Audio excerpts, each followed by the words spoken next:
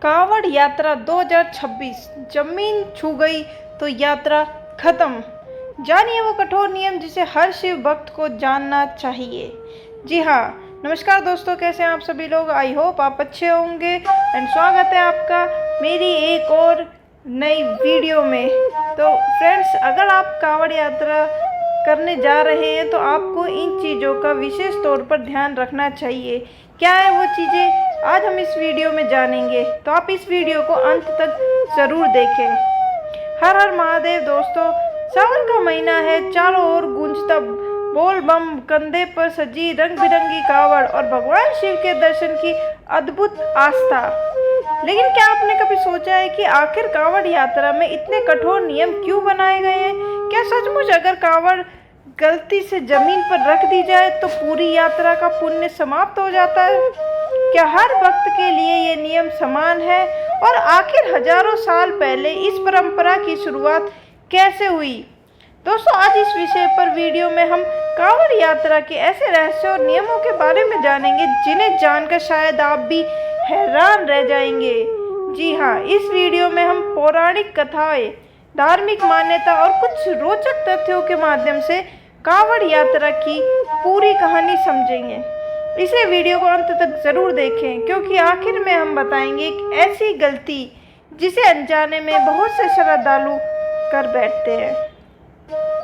कांवड़ यात्रा की शुरुआत कैसे हुई? पुराणों के आधार पर समुद्र मंथन के समय जब हलाहल विष निकला तब पूरे ब्रह्मांड में हाहाकार मच गया।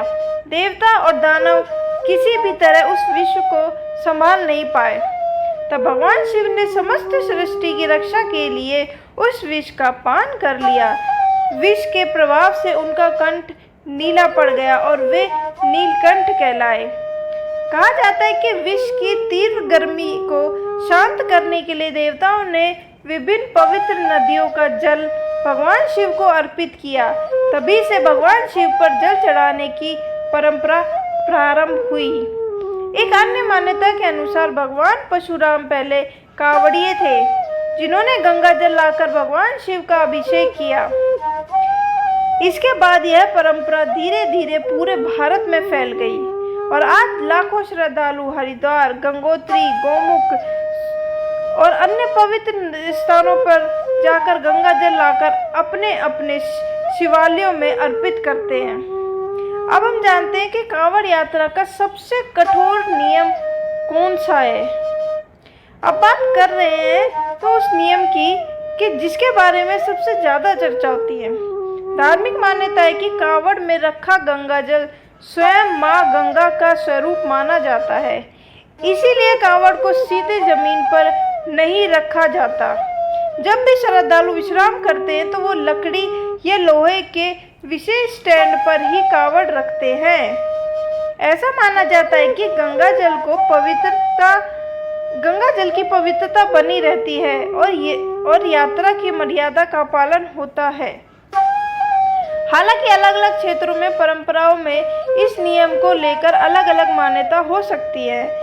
इसीलिए अपने गुरु, स्थानीय मंदिर या कांवड़ समिति के निर्देशों का पालन करना सबसे उचित माना जाता है। अब हम जानते हैं कि यात्रा के दौरान किन नियमों का पालन किया जाता है। कांवड़ यात्रा केवल पैदल चलने का नाम नहीं, यह मन, वचन और कर्म की शुद्धि का भी एक व्रत माना जाता है। यात्रा के दौरान श्रद्धालु सात्विक भोजन करते हैं, मांस, मदिरा और किसी भी प्रकार के नशे से दूर रहते हैं। कई श्रद्धालु पूरे सावन में ब्रह्मचर्य का पालन करते हैं, झूठ नहीं बोलते और क्रोध से बचने का प्रयास करते हैं। रास्ते में बोल बम, हर हर महादेव, ओम नमः शिवाय का जाप करते हुए यात्रा पूरी की जाती है। अब हम जानते हैं कि कांवड़ यात्रा के 3 प्रकार कौन कौन से होते हैं। क्या आप जानते हैं कि सभी कांवड़ यात्रा एक जैसी नहीं होती है? जी हाँ, उनमें से कुछ इस तरह की होती है। पहली होती है हमारी सामान्य कांवड़। इसमें श्रद्धालु आराम आराम से चलते हैं और बीच बीच में विश्राम करते हैं और फिर अपनी यात्रा पूरी करते हैं। दूसरी होती है हमारी डाक कांवड़। इसमें श्रद्धालु भागते दौड़ते हुए अपनी यात्रा पूरी करते हैं। इस यात्रा में समय का विशेष महत्व होता है और गंगा जल को जल्दी से जल्दी शिवलिंग पर अर्पित किया जाता है। वो होती है हमारी डाक कावड़। अब तीसरी होती है हमारी खड़ी कावड़। इस प्रकार की कावड़ को कहीं भी नीचे नहीं रखा जाता। जब विश्राम करना होता है तो उसे विशेष स्टैंड या किसी दूसरे श्रद्धालु के सहारे रखा जाता है। इसे सबसे कठिन यात्राओं में से एक माना जाता है। अब हम जानते हैं कि कावड़ यात्रा के 7 रहस्य कौन कौन से हैं। पहला रहस्य, कहा जाता है कि पूरे सावन में भगवान शिव स्वयं अपने भक्तों की रक्षा करते हैं, इसलिए लाखों लोग कठिन यात्रा के बावजूद अद्भुत ऊर्जा महसूस करते हैं। जी हाँ दोस्तों, आपने कई बार महसूस किया होगा कि आपके अंदर से कुछ अलग ही अद्भुत ऊर्जा आपको महसूस होती है, वो इसी कारण होती है। हमारा दूसरा रहस्य है कि कई श्रद्धालु नंगे पैर पूरी यात्रा करते हैं। उनका विश्वास है कि यह तपस्या भगवान शिव तक उनकी भक्ति पहुंचाती है, इसीलिए वो नंगे पैर पूरी यात्रा करते हैं। अब तीसरा हमारा रहस्य है कि कावड़ में रखा गंगा जल कई दिनों तक खराब नहीं होता।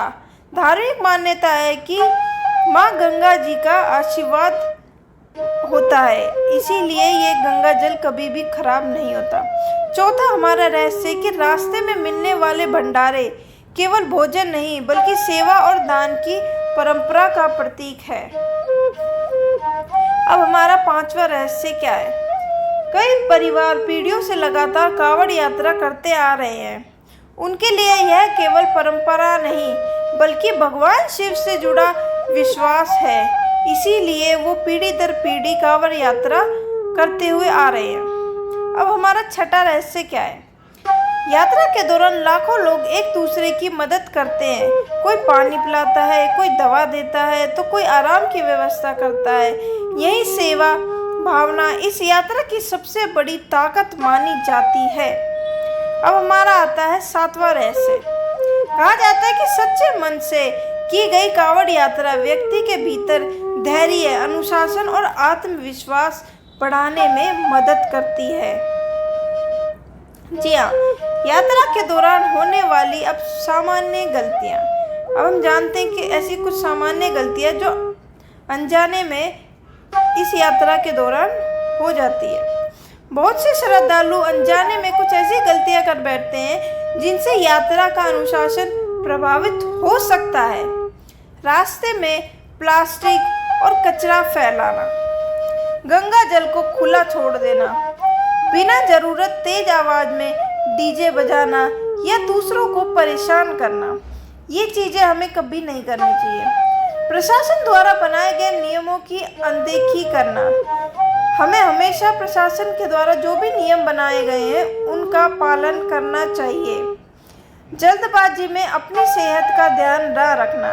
कई लोग ये होते हैं कि यात्रा में लगे रहते हैं, अपने खाने पीने और आराम का ध्यान नहीं रखते, पर उन्हें ये चीज़ों का भी ध्यान रखना चाहिए। धार्मिक यात्रा का उद्देश्य केवल मंजिल तक पहुंचना ही नहीं बल्कि अनुशासन और सेवा भाव से यात्रा पूरी करना भी होता है। अब हम जानते हैं कि कावड़ यात्रा का वैज्ञानिक पक्ष क्या है। कई लोग पूछते हैं कि इस यात्रा का कोई वैज्ञानिक महत्व भी है। लंबी यात्रा, पैदल यात्रा शरीर के लिए एक प्रकार का व्यायाम मानी जाती है। लगातार चलने से सहन शक्ति बढ़ती है और अनुशासित दिनचर्या मानसिक एकाग्रता में भी सहायता कर सकती है। हालांकि यह तभी लाभदायक है जब व्यक्ति अपने शारीरिक क्षमता के अनुसार यात्रा करे और पर्याप्त पानी, भोजन और आराम का ध्यान रखे।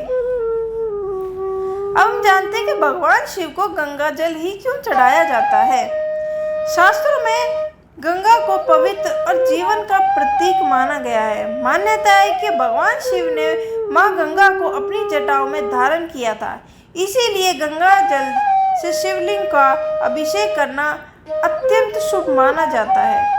श्रद्धालु मानते हैं कि सच्ची श्रद्धा और भक्ति से किया गया जलाभिषेक भगवान शिव को प्रसन्न करता है।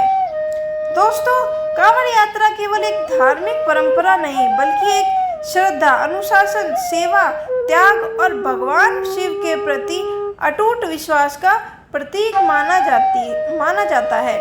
यदि आप भी इस वर्ष कांवड़ यात्रा पर जा रहे हैं तो इन नियमों का पालन जरूर करें, दूसरों का सम्मान करें और अपनी सुरक्षा का पूरा ध्यान रखें।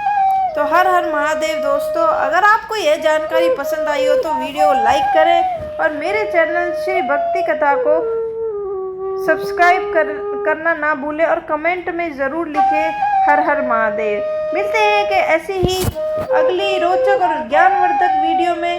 तब तक के लिए नमस्कार। हर हर महादेव।